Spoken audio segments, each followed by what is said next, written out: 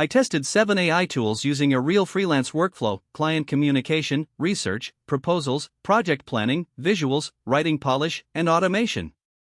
The goal was simple: which tools actually save time, and which ones are worth paying for first? First is ChatGPT. For most freelancers, this is the best starting point. It helped create discovery questions, write a professional client reply, and outline a simple project proposal.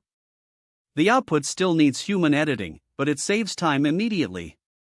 If I could only pay for one AI tool at the beginning, I would start here.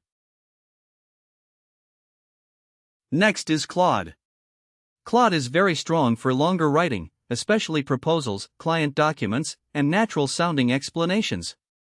The quality is good, but there is overlap with ChatGPT. If writing is your core service, Claude is worth testing. If you are a beginner with a small budget, I would not pay for both tools right away. Perplexity is useful when a freelancer needs fast research.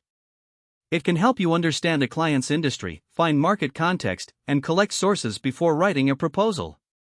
I like it for research-heavy work, but I would still call it optional for beginners. It becomes more valuable when research is part of your paid service. Notion AI is useful if your projects already live inside Notion. It can turn a rough client brief into tasks, timelines, and project notes.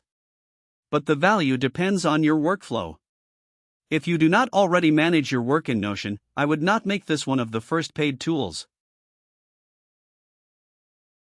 Canva is one of the clearest winners for freelancers who create visual assets. You can start from templates, edit the text, move elements around, and quickly create a proposal cover, a social media post, or a thumbnail. The value is not just AI generation.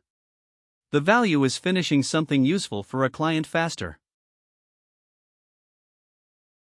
Grammarly is helpful for polishing client emails, especially if English is not your first language or if you write a lot of client messages. It catches awkward phrases and makes communication cleaner. But for most beginners, I would not pay for it before ChatGPT or Canva. Zapier is powerful because it connects apps and automates repeated tasks. For example, a new client inquiry can trigger an email, save the lead to a spreadsheet, and create a follow-up task. But beginners often automate too early. I would only pay for Zapier after I have a repeated workflow that happens every week.